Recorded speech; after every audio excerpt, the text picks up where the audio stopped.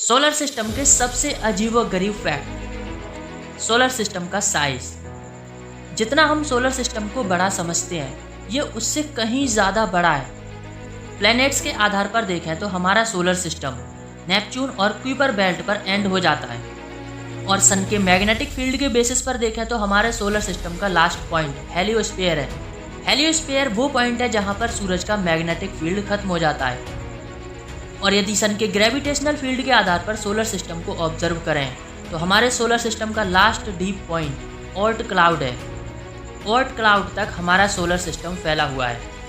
और 1977 में launch NASA का वॉयेजर 1 ने 2012 में सूरज के मैग्नेटिक फील्ड को पार किया।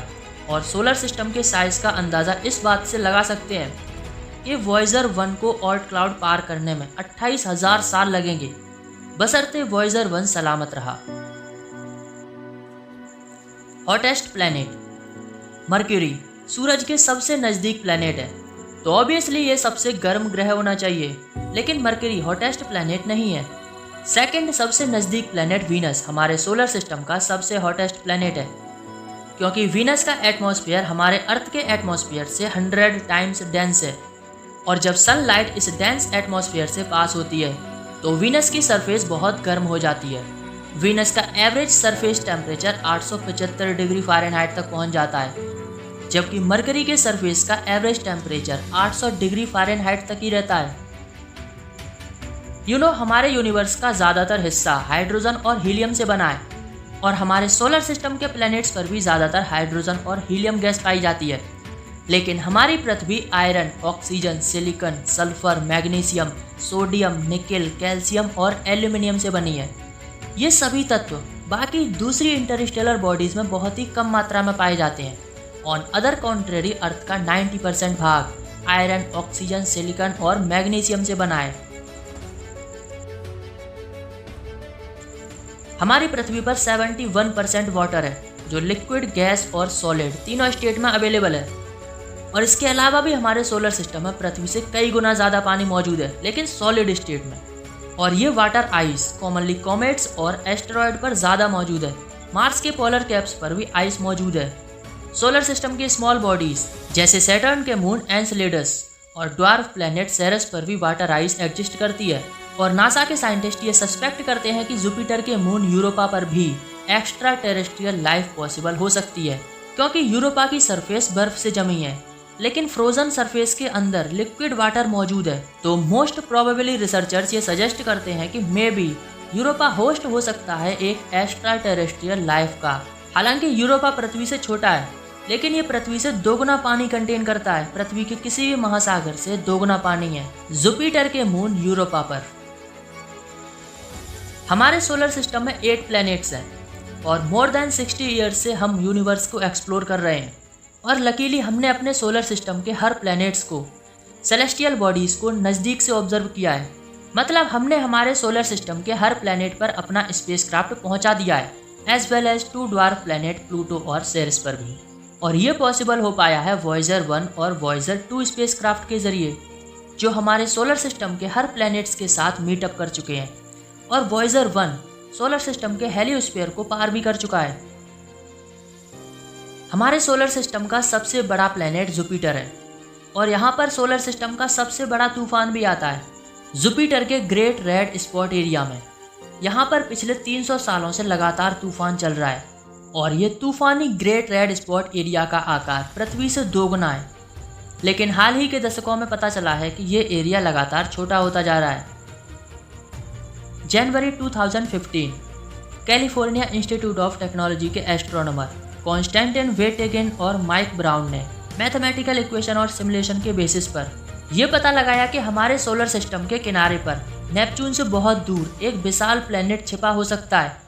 और कई टीम इस थियोरेटिकल प्लैनेट पर रिसर्च कर रही हैं। ये विशाल प्लैनेट 9 अगर मौजूद है तो क्यूपर बेल्ट में कुछ बॉडीज़ के मोमेंटम को एक्सप्लेन कर सकते हैं।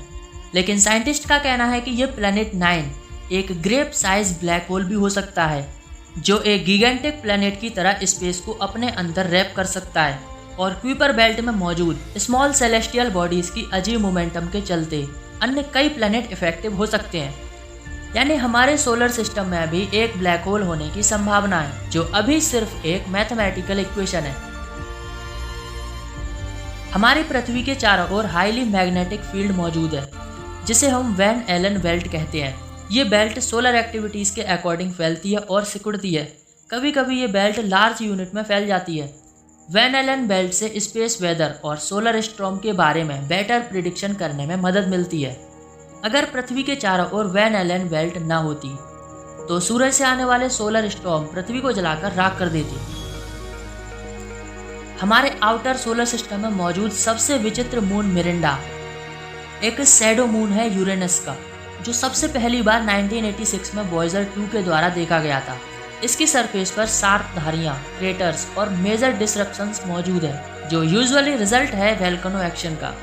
टेक्टोनिक एक्टिविटीज के कारण इसकी सरफेस इतने वियर्ड बन गई। मिरांडा दूसरी बॉडीज की तरह हीट प्रोड्यूस करने के लिए छोटा है। यूरेनस का ग्रेविटेशनल पुल मिरांडा की सरफेस को गर्म करने और रोटेशन करने के लिए मदद करता है। इस मून के बारे में और अधिक जानने के लिए नॉर्दर्न हेमिस्फीयर में एक और स्पेसक्राफ्ट भेजने की आवश्यकता है। सैटर्न के सिस्टम में एक सबसे अजीबोगरीब चंद्रमा मौजूद है, टाइटन, जो लिक्विड साइकिल को होस्ट करता है, जो एटमॉस्फेयर और सरफेस के बीच मटेरियल को मूव कराता है, जो अर्थ के वाटर साइकिल की तरह है। लेकिन टाइटन के बादल ज़्यादातर मीथेन और ईथेन से बने हुए हैं, और यहाँ तक कि इसकी झीलों में भी मीथेन और ईथेन मौजूद है। और इसके वोल्केनो क्रायो वोल्केनो है, मतलब बर्फ से बने हुए वोल्केनो, और ये वोल्केनो वायुमंडल में मीथेन को उगलते हैं। सैटर्न के नॉर्दर्न हेमिस्फीयर में एक प्रचंड 6 साइडेड स्टॉर्म देखा गया है। यह हेक्सागोनल स्टॉर्म एक मल्टी लेयर स्टॉर्म है, जो दशकों से मौजूद है। इस अजीब हेक्सागोनल स्टॉर्म की खोज 1980 में की गई थी। कैसिनी मिशन के डेटा से पता चला कि ये स्टॉर्म 300 किलोमीटर लंबा और 32,000 किलोमीटर चौड़ा है, और ये 320 किलोमीटर पर आवर की रफ्तार से कई दशकों से चल रहा है। जुपिटर का एक मून आयो, जहां 100 ऑफ एक्टिव वोल्केनोज मौजूद है। सरप्राइजिंगली जुपिटर का ये मून हमारे सोलर सिस्टम का मोस्ट एक्टिव मून है। According to statement of NASA, Jupiter के नियर स्पेस में हर सेकंड ये volcano more than 900 kilograms gas और पार्टिकल को रिलीज करते हैं। आयो की खतरनाक इरप्टिव नेचर जुपिटर के हैवी ग्रेविटेशनल और मैग्नेटिक फील्ड के कारण है। जैसे जैसे मून प्लेनेट के करीब और दूर ऑर्बिट करता है, तो वोल्केनो इरप्शन के लिए पर्याप्त एनर्जी प्रोड्यूस होती है और आयो के आंतरिक भाग में उथल पुथल होने लगती है। साइंटिस्ट इस बात का पता लगाने की कोशिश कर रहे हैं कि आयो के इंटीरियर भाग में हीट कैसे फैलती है, though making it difficult to predict where the volcano exist on the surface of Io. Venus एक हेलिस प्लैनेट है with the high temperature and high pressure environment of its surface. Atmosphere इतना गर्म है कि शीशा पिघल जाए। प्रोबेबली ये प्लैनेट लाइफ के लिए अनुकूल नहीं है। 1970s में सोवियत यूनियन का वेनेरा स्पेसक्राफ्ट सरफेस पर कुछ घंटों तक ही चला। इसकी सरफेस का एटमॉस्फेयर बड़ा ही विचित्र है। इसकी हवाएं प्लैनेट की रोटेशन से 50 टाइम्स फास्ट हैं। यूरोपीय वीनस स्पेसक्राफ्ट ने एक लंबे समय तक 2006 से 2014 तक इसके एटमॉस्फेयर पर नज़र रखी, जिसमें यह पाया कि तूफानी हवाएं पहले से ज़्यादा और भी स्ट्रॉन्ग होती जा रही हैं। और 2020 में वीनस के क्लाउड्स में फॉस्फीन की मौजूदगी का पता चला, जो डिकेइंग बायोलॉजिकल मैटर का संकेत है। तो क्या वहाँ पर जीवन के संकेत हो सकते हैं? खैर, बिना सफिशिएंट वाटर के वीनस के शुष्क एटमॉस्फेयर में जीवन की संभावना को रिजेक्ट कर दिया गया। वीडियो खत्म।